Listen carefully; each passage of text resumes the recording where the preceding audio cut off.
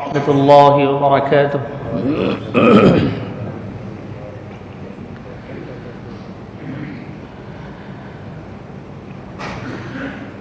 الحمد لله نحمده ونستعينه ونستغفره ونؤمن به ونتوكل عليه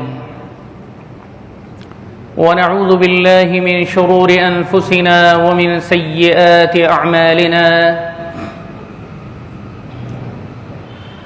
من يهده الله فلا مضل له ومن يضلله فلا هادي له، ونشهد أن لا إله إلا الله وحده لا شريك له، ونشهد أن سيدنا ومولانا محمدا عبده ورسوله أرسله بالحق بشيرا ونذيرا وداعيا إلى الله بإذنه وسراجا منيرا.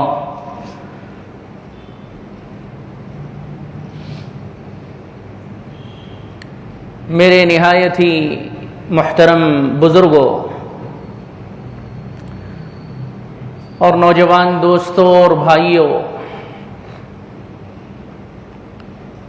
حضرت عثمان ابن عفان رضی اللہ تعالی عنہ اور آپ کا مقام، آپ کا مرتبہ اور درجہ آپ حضرات کو معلوم ہے. نبی کریم صلی اللہ علیہ وسلم کو آپ کے اوپر کتنا اعتماد اور کتنی محبت تھی وہ بھی ہر مسلمان جانتا ہے اور اس سے واقف ہے. تاریخ اسلام میں جو واقعات ہوئے ہیں ان میں سے بہت سارے واقعات ایسے ہیں جن کی پیشین گوئی پہلے ہی نبی کریم صلی اللہ علیہ وسلم نے دے دی تھی. جیسے کہ حضرت عمر ابن خطاب کی شہادت پہلے ہی نبی کریم علیہ السلام نے دے دی تھی. حضرت عثمان ابن عفان کو بھی آپ نے شہید ہونے کی خوشخبری پہلے ہی دے دی تھی اپنی زندگی میں. آپ کی پیشین گوئی دینے کے تقریباً 35-36 سال بعد حضرت عثمان کی شہادت ہوئی ہے اور 25-26 سال بعد حضرت عمر کی شہادت ہوئی ہے. احد کے پہاڑ پر نبی کریم علیہ السلام حضرت ابوبکر صدیق اور حضرت عمر کھڑے ہوئے تھے. ایک موقع پر تو زلزلے کی طرح محسوس ہوا، پہاڑ ہلنے لگ گیا. صحیح حدیث کے اندر آتا ہے کہ نبی کریم صلی اللہ علیہ وسلم نے ہاتھ مارا یا پیر مارا زمین پر اور مار کے فرمایا کہ اسکن، رک جا، فإن علیک صدیق ونبی وصدیق وشہید، کیونکہ تیرے اوپر ایک نبی، ایک صدیق اور ایک شہید کھڑا ہوا ہے. پہاڑ چپ ہو گیا، رک گیا. الغرض نبی کریم صلی اللہ علیہ وسلم کی پیشین گوئی کے نتیجے میں بہت سارے واقعات پیش آئے ہیں اور قیامت تک پیش آتے رہیں گے. ہماری گفتگو کا سلسلہ چل رہا تھا کہ بصرہ سے، کوفہ سے اور مصر سے تقریباً 3000 کی فوج امیر المؤمنین خلیفہ وقت حضرت عثمان ابن عفان رضی اللہ تعالی عنہ کی مخالفت میں اور آپ پر چڑھائی کرنے کے لیے آپ کے خلاف حج کے بہانے نکل کر مدینے سے قریب جمع ہو گئی. اور انہوں نے اپنا یہ مدعا رکھا تھا کہ ہم کسی نہ کسی طرح خلیفہ کو ہٹائیں گے. یہاں تک گفتگو پہنچی تھی. اب اس کے بعد میں آپ کی خدمت میں بات رکھنے والا ہوں کہ یہ تینوں کے تینوں ہزار مشورہ کر کے الگ الگ جماعتوں میں بٹ کر اپنے گرو گھنٹال عبداللہ بن سبا کی ہدایت پر مدینہ منورہ پہنچے. اور جو لوگ حضرت علی کو چاہنے والے تھے وہ حضرت علی سے ملے، جو لوگ حضرت طلحہ کو چاہنے والے تھے وہ حضرت طلحہ سے ملے، جو لوگ حضرت زبیر ابن العوام کو چاہنے والے تھے وہ حضرت زبیر ابن العوام سے ملے. اور جا کر اپنا مدعا رکھا کہ ہمارا یہ ارادہ ہے کہ خلیفہ آپ کو ہونا چاہیے، خلافت کا جو لباس ہے وہ آپ کو پہننا چاہیے۔ حضرت علی نے جواب دیا کہ یہ امپاسبل ہے۔ حضرت عثمان ابن عفان رضی اللہ تعالی عنہ ساری امت کے سلیکٹڈ خلیفہ ہیں، ان کے خلاف میں ایک لفظ اپنی زبان سے نکال نہیں سکتا، اور تم مجھے خلافت کی بات کرتے ہو، یہ ناممکن ہے۔ حضرت طلحہ نے بھی یہی جواب دیا۔ حضرت طلحہ نے کہا کہ ہم مدینہ چھوڑنے پر تیار ہو جائیں گے لیکن خلیفہ کے خلاف پروپیگنڈا نہیں کریں گے۔ حضرت زبیر نے بھی یہی جواب دیا۔ ان لوگوں نے کہا کہ آپ لوگوں کے لیٹر اور خط ہمارے پاس آئے ہیں، اسی وجہ سے ہم یہ پلان کر کے آئے ہیں، اور اب آپ لوگ منع کرتے ہو۔ ہمارے پاس ام المؤمنین عائشہ صدیقہ کا بھی خط پہنچا ہے۔ کچھ لوگ حضرت عائشہ کے پاس گئے اور کہا کہ ام المؤمنین یہ آپ کا خط ہے، آپ نے بھیجا ہے، آپ کے نام سے ہم تک پہنچا ہے، اس وجہ سے ہم نے اس کا ٹرینڈ چلا کر باقاعدہ یہاں پر حاضری دی ہے۔ حضرت عائشہ نے کہا کہ ہم نے تو کوئی خط نہیں لکھا، لیکن ٹھیک ہے، اب یہ بتاؤ کہ آپ کا مسئلہ ہے کیا، آپ کا ڈیمانڈ کیا ہے؟ لوگوں نے کہا کہ ہماری کچھ شکایتیں ہیں، ہمارے کچھ مسائل ہیں، اور خلیفہ سے ہمیں کچھ اعتراضات ہیں، کچھ اشکالات ہیں، وہ ختم کر دیے جائیں، ہم چپ چاپ واپس چلے جائیں گے۔ حضرت عائشہ صدیقہ نے حضرت علی کے پاس پیغام بھیجا، حضرت طلحہ کو بلوایا، حضرت زبیر کو بلوایا، یہ تینوں چاروں لوگوں کے ان مسائل کو لے کر حضرت عثمان ابن عفان کے پاس پہنچے۔ حضرت عثمان رضی اللہ عنہ کے پاس پہنچ کر انہوں نے یہ کہا کہ یہ لوگ آئے ہیں کوفہ سے، بصرہ سے، مصر سے۔ ایک پوائنٹ درمیان میں یاد رکھنا کہ سیریا سے کوئی آدمی نہیں تھا۔ سیریا جو حضرت معاویہ رضی اللہ عنہ کا جو ہے گورنر ہاؤس تھا، اور وہاں پر ان کا گورنر ہاؤس تھا اپنا، اور وہاں پر ان کی زبردست انداز کی حکومت چل رہی تھی، اور انہوں نے اس فتنے کو بھانپ لیا تھا کہ یہ خلیفہ کے خلاف چڑھائی جانے والی جو ہے جماعت ہے اور تیار کی جانے والی جماعت ہے، انہوں نے بہت اچھی طرح سمجھ لیا تھا، اور تمام حکومتوں کے مقابلے میں حضرت معاویہ ابن ابی سفیان رضی اللہ عنہما بہت ہی زیادہ سخت آدمی تھے اور بہت ہی زیادہ چالاک اور ذہین بھی تھے۔ آپ نے اپنی پبلک میں سے کسی کو بھی یہ موقع نہیں دیا کہ وہ فتنہ پروروں کے ساتھ مل جائیں۔ سیریا سے ان 3000 میں کوئی نہیں تھا۔ جب یہ لوگ حضرت عثمان کے پاس آئے، حضرت عثمان کے پاس یہ مسئلہ رکھا کہ ان لوگوں کی فلاں شکایتیں ہیں، کچھ آپ ان کو سن کر ختم کر دیں، یہ لوگ چلے جائیں گے، خواہ مخواہ فتنہ پھیلانے سے اچھی بات ہے کہ یہ لوگ ختم ہو جائیں، یہاں سے چلے جائیں اور ان کی شکایتیں دور ہو جائیں۔ حضرت عثمان نے کہا کہ دیکھو، حج میں 2-2.5 مہینے رہ گئے، آپ تمام لوگوں کی شکایتیں میں سنوں گا اور سن کر اسے اچھی طرح دور کرنے کی کوشش کروں گا۔ آپ ایسا کرو، مدینے تک پہنچ چکے ہو، پہلے حج کر لو، حج سے فراغت کے بعد پھر ہم بیٹھیں گے۔ لوگوں نے مان لیا کہ ٹھیک ہے، حج سے فارغ ہو جاتے ہیں۔ مدینے کی ایک کثیر تعداد حج کے لیے گئی۔ حضرت عثمان ابن عفان رضی اللہ عنہ بھی اپنا نائب بنا کر حج سے فارغ ہوئے۔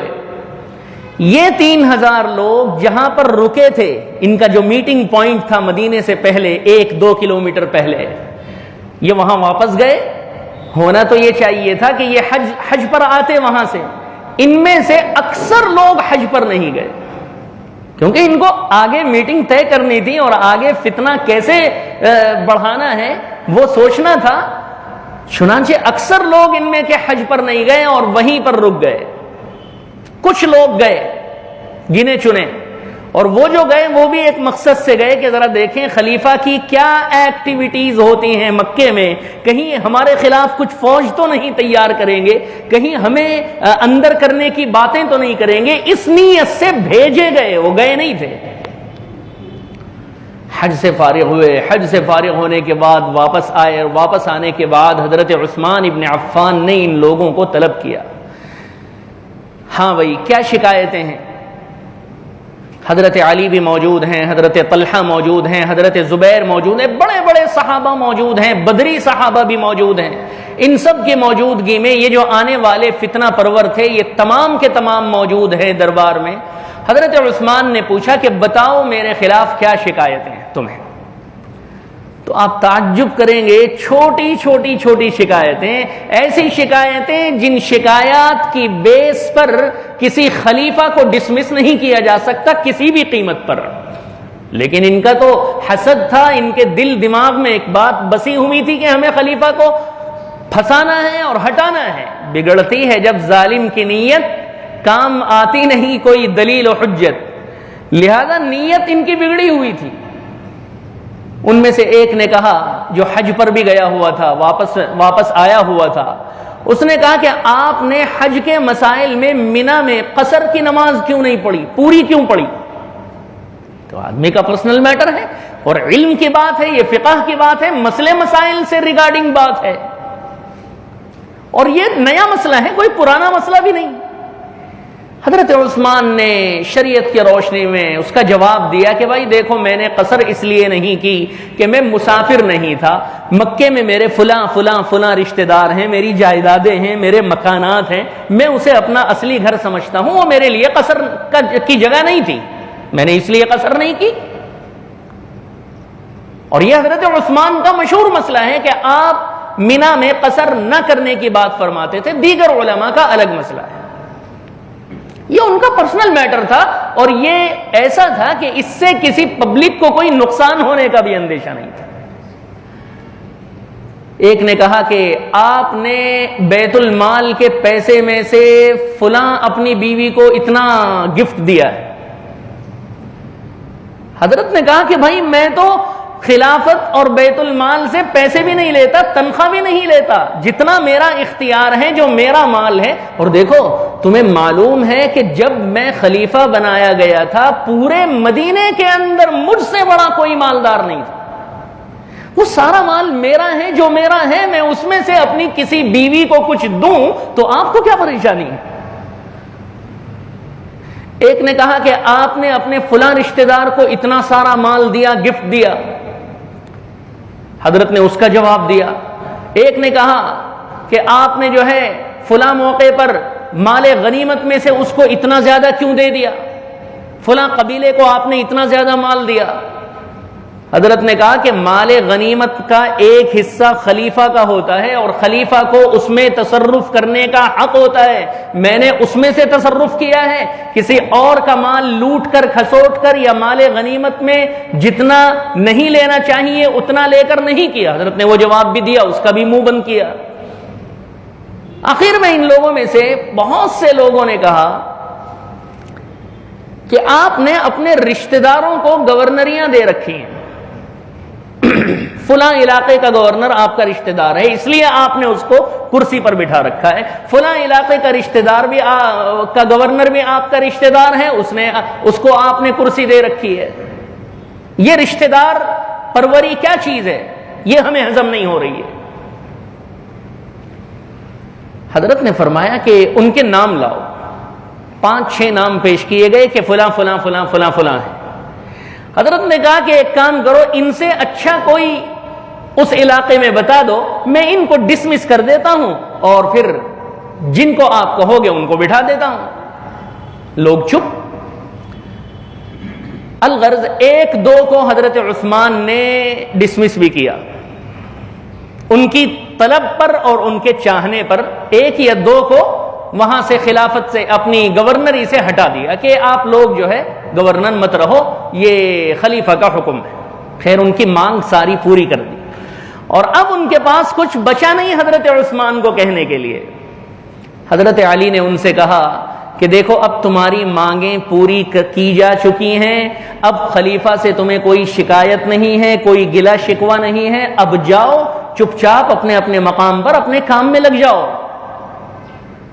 3000 کے 3000 لوگ چلے گئے، اور جا کر کے جو ہے اپنے اسی میٹنگ پوائنٹ پر جمع ہوئے، اور جاتے ہوئے انہوں نے جو ہے یہ کہا کہ جناب ہمارا جو مطلوب تھا، ہمارا جو مقصد تھا وہ تو ہمیں حاصل نہیں ہوا، ہم تو آئے تھے اس کام کے لیے کہ خلیفہ کو ہٹائیں گے اور خلافت کی کرسی بدلی جائے گی، وہ تو ہوا نہیں، ہمیں سمجھا کے بھیج دیا گیا۔ تو لوگوں کی اندر سے حسد کی آگ بہت ہی زیادہ بھڑک گئی۔ یہ لوگ میٹنگ کر کے دوبارہ جو ہے رات کے وقت میں ایک دن اسی درمیان نعرہ تکبیر بلند کرتے ہوئے مدینے میں گھس گئے۔ عشاء کے بعد کا وقت تھا اور مدینے میں گھس کر نعرہ تکبیر کی آوازیں لگانے لگے، اور ان کا یہ مطالبہ تھا کہ ہمیں یہ خلیفہ کسی طرح برداشت نہیں۔ حضرت علی باہر نکلے اور حضرت علی باہر نکل کر پوچھا کہ بھائی پھر کیا مسئلہ ہو گیا؟ انہوں نے کہا کہ نیا پروپیگنڈا اور نئی شرارت دیکھیے کیسی ہوئی۔ انہوں نے کہا کہ ہمارے پاس خلیفہ کا خط آیا ہے، عثمان نے ہم کو خط لکھا ہے، بلکہ ہمارے پاس نہیں، ہم نے خلیفہ کا خط دیکھا ہے، خلیفہ عثمان کا آدمی آپ کا غلام ایک خط لے کر ہمارے اپنے اپنے گورنروں کے پاس جا رہا تھا، کوفہ، بصرہ اور ایجپٹ، مصر میں، اور اس خط کو ہم نے غلام کو پکڑ کے لیک کر لیا اور دیکھا کھول کر تو اس میں لکھا ہوا ہے کہ جب یہ 3000 لوگ اپنے اپنے مقام پر پہنچے سب کو قتل کر دیا جائے گا۔ خط میں لکھا ہے باقاعدہ۔ حضرت علی نے کہا دکھاؤ خط۔ خط دکھایا گیا، خط میں لکھا ہے واقعی، اور یہ لکھا ہے اور سینٹرل گورنمنٹ کے دستخط ہیں، سیل ہے اس پر، لکھا ہے کہ جب یہ 3000 اپنے اپنے مقام پر پہنچے وہاں کے گورنرز کو لکھا گیا ہے کہ ان کو قتل کر دیا جائے۔ حضرت علی دیکھ کر پریشان کہ یہ کیا معاملہ ہے۔ حضرت عثمان ابن عفان کے پاس آئے اور آ کر خط دکھایا، اور خط دکھا کر کے کہا کہ حضرت یہ معاملہ کیا ہے، آپ نے ایسا کیوں کیا؟ جب معاملہ تھم گیا تھا ہم نے سمجھا کر ان کو بھیج دیا تھا، تو آپ کو یہ خط لکھنے کی کیا ضرورت تھی؟ حضرت عثمان نے کہا کہ اللہ بہتر جانتے ہیں کہ یہ خط میرا لکھا ہوا نہیں اور نہ ہی میری اجازت سے لکھا ہوا ہے۔ حضرت پھر تو آپ کے ہاؤس کی اس پر سیل پڑی ہوئی ہے، گورنمنٹ کا دستخط موجود ہے۔ حضرت نے کہا کہ یہ معاملہ شریعت کا معاملہ ہے اور ایک الزام کا معاملہ ہے، آپ اس کو شریعت کی روشنی میں حل کر کے دیکھ لیں، میں بھی تیار ہوں، میں نے یہ خط نہیں لکھا ہے، میں نے یہ سیل نہیں لگوائی ہے، چاہو تو آپ مجھ سے قسم لے لو۔ شریعت کا اصول ہے کہ کسی پر کوئی الزام رکھا جائے تو وہ اپنے آپ کو الزام سے روکنے اور دھونے کے لیے قسم کھائے گا، اگر وہ قسم کھا لیتا ہے تو شریعت کی عدالت میں اسے جو ہے پاکیزہ قرار دے دیا جاتا ہے اور کہہ دیا جاتا ہے کہ ٹھیک ہے آپ کی بات مان لی گئی۔ آج کے دور کے حساب سے اگر آپ سوچیں گے تو پھر یہ معاملہ ہی گڑبڑ ہو جائے گا، کیونکہ بات بات پر آدمی قسم کھانے کے لیے تیار ہے، اور آج قسم کا مطلب ہی ہے جھوٹی بات کو سچ کہنا۔ آج قسم کا یہ مطلب ہے، اس زمانے میں اللہ کا ڈر تھا، اس زمانے میں قسم کھانے کا مطلب اللہ تعالیٰ سے چیلنج کرنے کے برابر تھا، اور لوگ ڈرتے تھے، گھبراتے تھے۔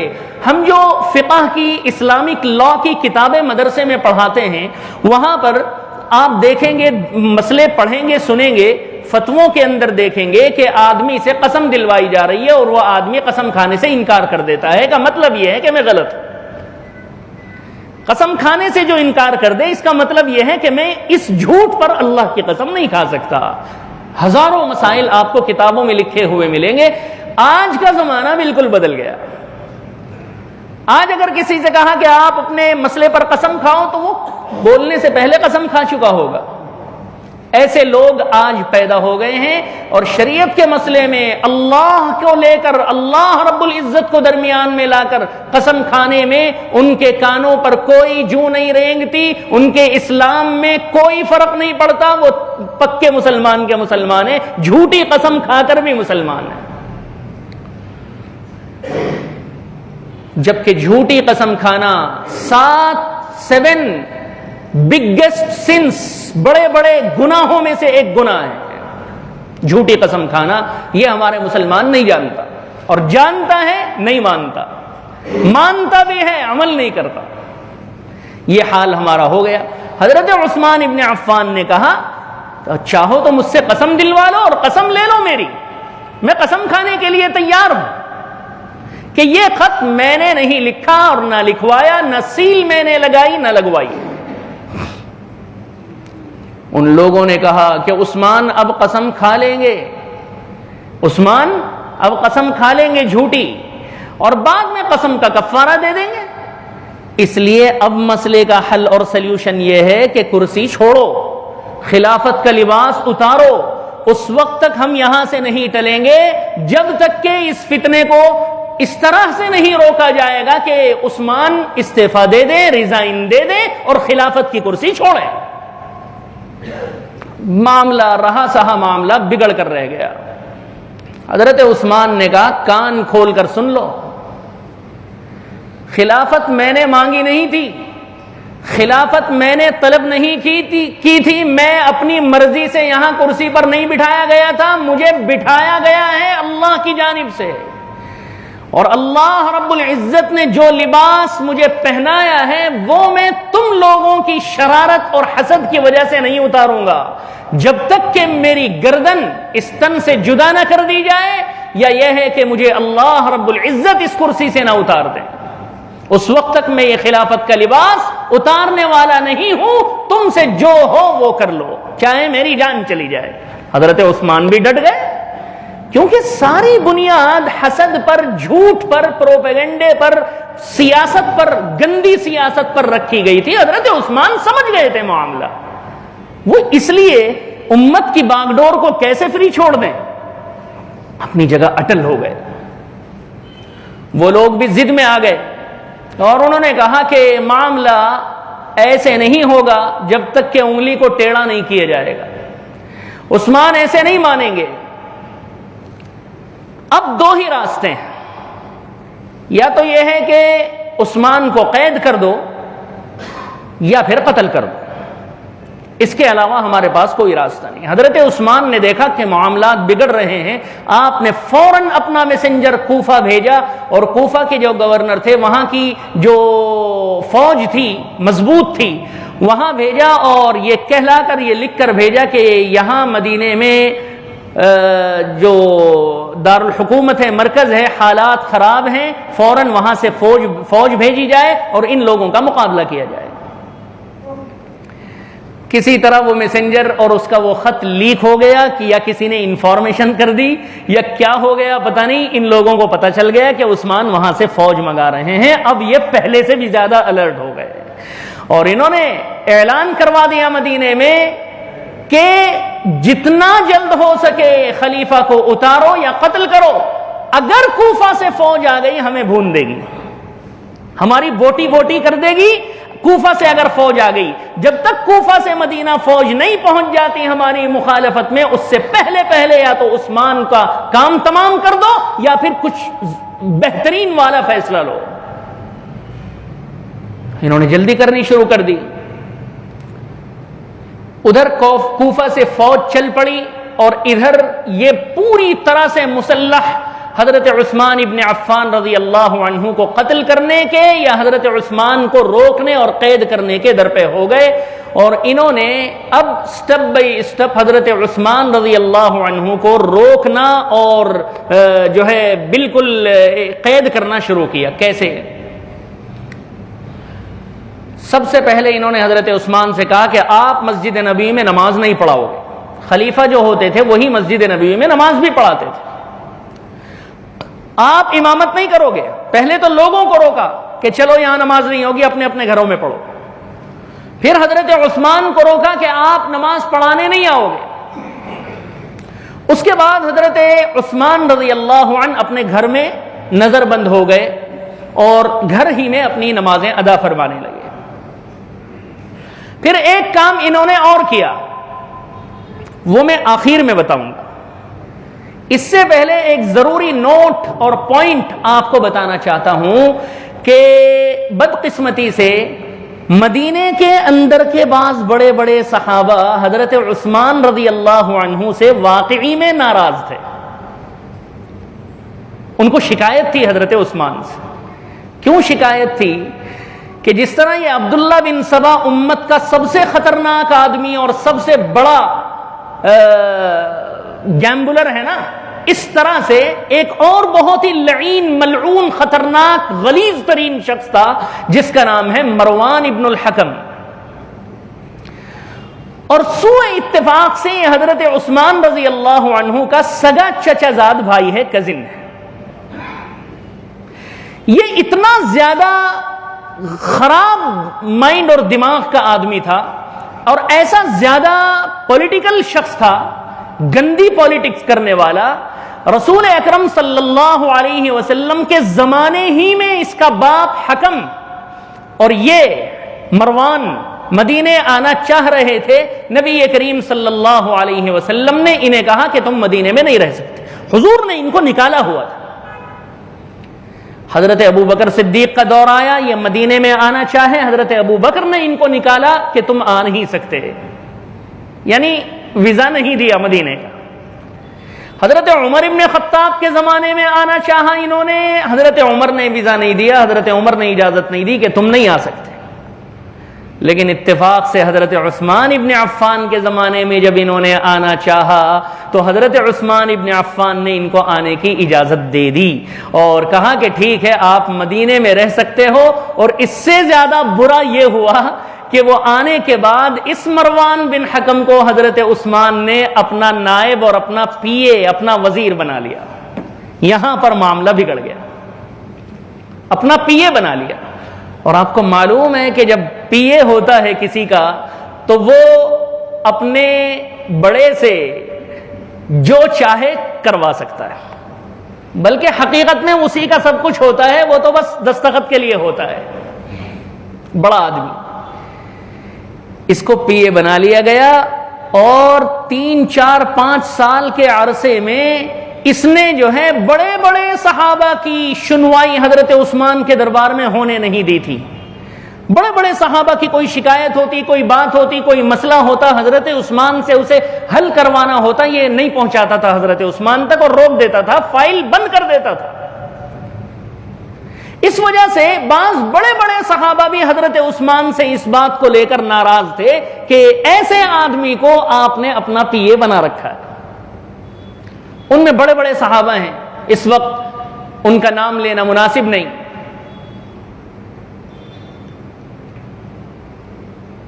حضرت عثمان ابن عفان رضی اللہ تعالی عنہ نے فوج کو منگانے کا خط بھی لکھ دیا تھا اور ادھر یہ لوگ حضرت عثمان کے خلاف پوری طرح سے میدان میں اتر چکے تھے اور ادھر مدینے کے اندر بعض بڑے صحابہ ایسے ہیں جو حضرت عثمان ابن عفان سے حقیقی معنوں میں ناراض ہیں. اب آگے یہ ہوا، اب میں بتا رہا ہوں کہ انہوں نے تیسرا کام کیا کیا. لوگوں کو نماز سے روکا، حضرت عثمان کو امامت سے روک دیا اور اس طرح سے تیسرا کام یہ کیا کہ حضرت عثمان رضی اللہ عنہ کے گھر پانی کی سپلائی بند کروا دی. پانی نہیں جانا چاہیے کیونکہ انہیں مارنا ہے، قتل کرنا ہے. جب پانی رک گیا تو حالات بہت خراب ہو گئے. کسی طرح کر کے ہفتہ 10 دن تک پانی پڑوس کے گھر سے جاتا رہا، کسی کو پتہ نہیں چلا. لیکن لوگوں کو معلوم ہو گیا کہ پانی کا بھی انتظام ہو رہا ہے. تو اب بہت ہی برا کام یہ ہو گیا کہ اب جس آدمی کا نام لینے میں جا رہا ہوں وہ ہیں تو بڑی محترم شخصیت، لیکن ان سے جو ہوا وہ بہت برا ہوا. وہ ہیں حضرت ابو بکر صدیق رضی اللہ عنہ کے بیٹے اور فرزند جناب محمد ابن ابو بکر. محمد ابن ابی بکر پیچھے کے راستے سے گئے اور کود کر حضرت عثمان کے گھر میں داخل ہو گئے اور داخل ہو کر حضرت عثمان کے پاس ان کے کمرے میں پہنچ گئے اور پہنچ کر حضرت عثمان کی داڑھی پکڑ کر ایسے زور سے جھٹکا دیا اور دے کر کہا کہ اتنے بوڑھے ہونے کے باوجود بھی آپ کو شرم نہیں آتی کہ آپ خلافت کی کرسی کے بھوکے ہو؟ آپ لوگوں کے اس ڈیمانڈ کو پورا کر کے خلافت کی کرسی چھوڑ نہیں سکتے؟ بڑی سختی سے انہوں نے بات کی، یہ نہیں ہونا چاہیے تھا۔ حضرت عثمان نے کہا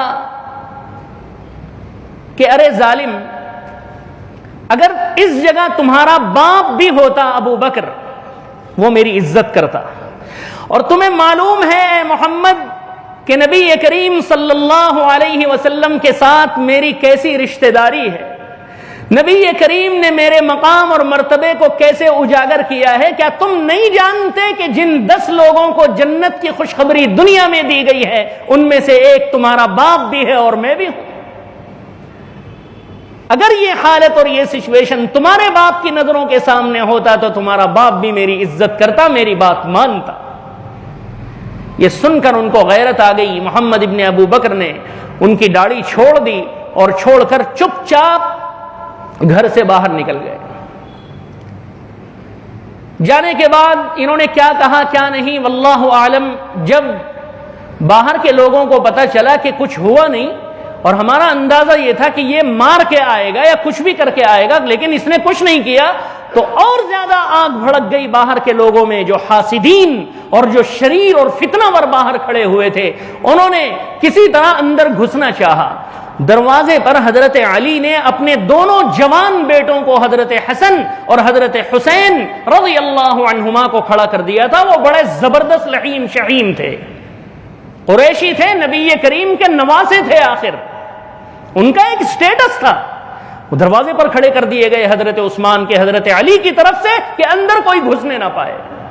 حضرت طلحہ نے اپنے بیٹے کو کھڑا کیا، اور حضرت عبداللہ ابن عمر نے اپنے ساتھیوں کو کھڑا کیا، حضرت زبیر نے اپنے بیٹے عبداللہ بن زبیر کو کھڑا کیا۔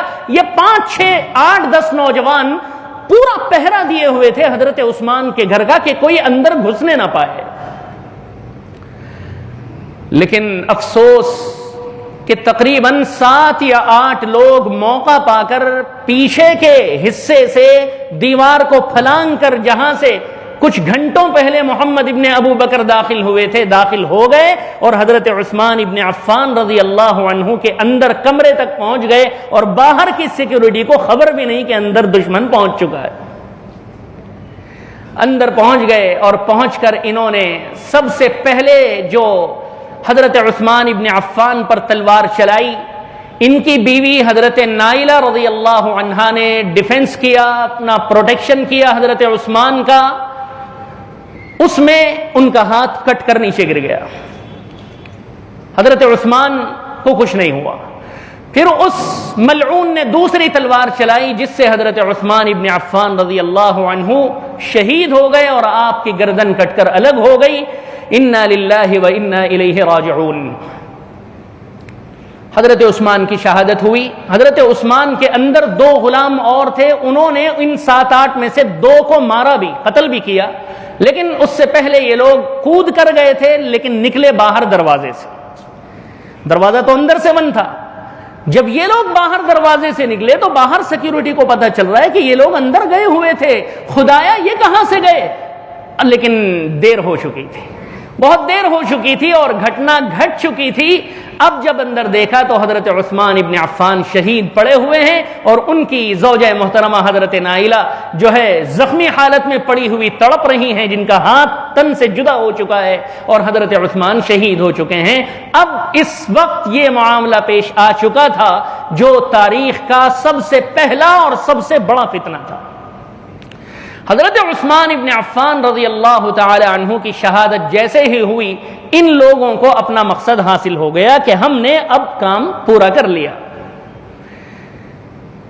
اب یہ لوگ جانے لگے کہ اب وہاں سے فوج بھی آ رہی ہے، اور ان کو اگر پتہ چل گیا کہ ہم نے خلیفہ کو قتل کر دیا ہے تو ہمیں بھون دیا جائے گا، ختم کر دیا جائے گا، چن چن کے مار دیا جائے گا، اس لیے پہلے یہاں سے نکل لو۔ لیکن ان کا جو بڑا تھا عبداللہ بن سبا فتین ملعون، اس نے کہا بھائی ابھی جانے کی ضرورت نہیں ہے، اب اگر جاؤ گے دنیا کے جس کونے میں جاؤ گے چن چن کر مار دیے جاؤ گے، کیونکہ تم سے بہت بڑا کام ہوا ہے۔ بالکل ابلیس کا کھیل اس نے کھیلا۔ ابلیس قرآن میں ہے کہ ابلیس کیا کرتا ہے کہ لوگوں کو بہکاتا ہے، کر لے گناہ کر لے، کام کر لے، فلاں ظلم کر لے، فلاں گناہ کر لے، زنا کر لے، چوری، سب بہکاتا ہے، اور اس وقت تک بہت چیزیں دل میں ڈالتا رہتا، سمجھاتا رہتا ہے کہ کر لے، کوئی پوچھنے والا نہیں، اللہ بڑا غفور الرحیم ہے۔ کروانے کے بعد کہتا ہے کہ میں نے تو یہ کچھ نہیں کیا۔ بھائی تم اپنے اوپر بلیم یور سیلف، آپ خود ہی اپنے اوپر ملامت بھیجو، میرا کچھ نہیں ہے۔ قرآن نے اس کو کوٹ کیا ہے کہ ابلیس مکمل طور پر ہمارا ساتھ دیتا ہے جب تک ہم گناہ نہیں کر لیتے، گناہ کر لینے کے بعد وہ الگ ہو جاتا ہے، ہٹ جاتا ہے ہم سے۔ قرآن نے بڑے زبردست انداز میں اس کو کہا ہے، 13ویں پارے میں اس کی پوری سین ہے بڑی زبردست، کہ جب گناہ میں مبتلا ہو جاتا ہے تو اب کہتا ہے کہ ما انا بمصرخکم وما انتم بمصرخی، میں تمہارا ذمہ دار نہیں، تم میرے ذمہ دار نہیں، اپنے کیے کہ تم خود ذمہ دار ہو۔ تو سیم کام اس عبداللہ بن سبا نے کیا کہ دیکھو یہ ہونا تو نہیں چاہیے تھا کہ تم ان کو قتل کرتے، ارے ہمارا دوسرا معاملہ تھا، ہم ان کو کسی طرح خلافت سے ڈسمس کرتے، لیکن اب تم نے مار دیا ہے، اب یہاں سے جاؤ گے پچھتاؤ گے، اس لیے پہلے سرنڈر کرو، اور اس کے بعد سب سے اہم کام جو ہے وہ ابھی باقی ہے۔ حضرت علی رضی اللہ عنہ کو خلیفہ کہاں بنایا گیا، اب تو خلافت اور بکھر جائے گی اگر تم لوگ نکل گئے، یہ کہہ کر لوگوں کو روک لیا، رکنے پر مجبور کیا، لوگ رک گئے کہ ہاں بات تو صحیح کہہ رہے ہیں کہ جب تک ہم حضرت علی کو خلیفہ نہیں تسلیم کر لیں گے، طلحہ والے کہہ رہے ہیں طلحہ کو جب تک ہم خلیفہ نہیں بنا لیں گے، اور زبیر والے کہہ رہے ہیں جب تک ہم زبیر کو خلیفہ نہیں بنوا لیں گے اس وقت تک یہاں سے ٹلیں گے نہیں۔ اب آئے لوگ حضرت طلحہ کے پاس، حضرت علی، حضرت زبیر کو چاہنے والے حضرت زبیر کے پاس۔ اب یہ پہلے ہی لوگ خلیفہ بننے کے لیے تیار نہیں تھے، اب جب خلیفہ کو قتل کر دیا گیا ہے اب یہ لوگ کیسے خلافت کو برداشت کر لیں گے؟ انہوں نے صاف انکار کر دیا کہ اگر چاہو تو ہمیں بھی مار دو، یا چاہو تو ہم خود مدینہ چھوڑ کے چلے جاتے ہیں، ہم اب یہ خلافت کا بوجھ نہیں اٹھائیں گے۔ حضرت عثمان کو ظلماً قتل کیا گیا ہے۔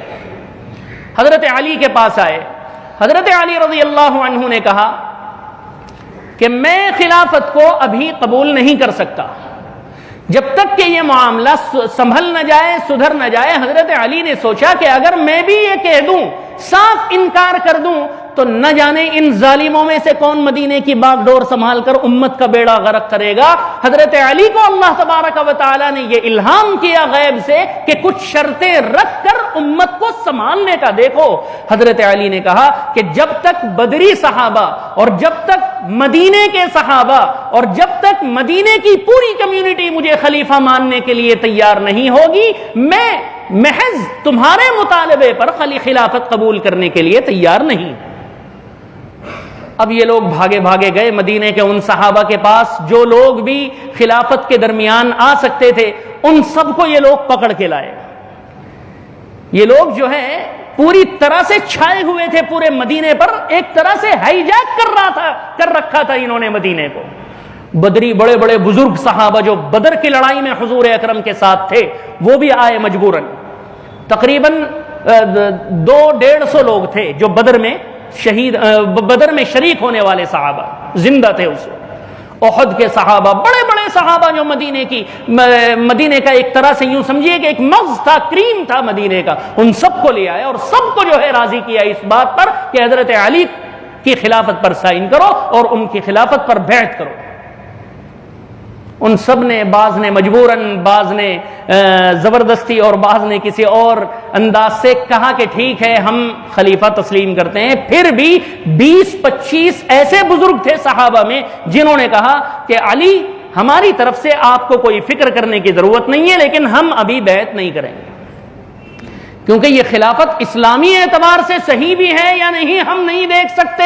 خلیفہ کی باڈی ابھی موجود ہے اور خلیفہ کو قتل کیا گیا ہے، ظلم سے قتل کیا گیا ہے، سیاست کر کے قتل کیا گیا ہے۔ اس وجہ سے ہم ابھی تک خلافت کے سلسلے میں سیٹسفائیڈ اپنے آپ کو نہیں کر پا رہے ہیں۔ ہماری طرف سے آپ کو کوئی خطرہ نہیں، آپ خلیفہ بن رہے ہیں، بن جائیے، لیکن ہم ابھی بیعت نہیں کریں گے، آپ کو ابھی خلیفہ تسلیم اوپنلی نہیں کریں گے۔ 20-25 صحابہ ایسے تھے۔ حضرت علی نے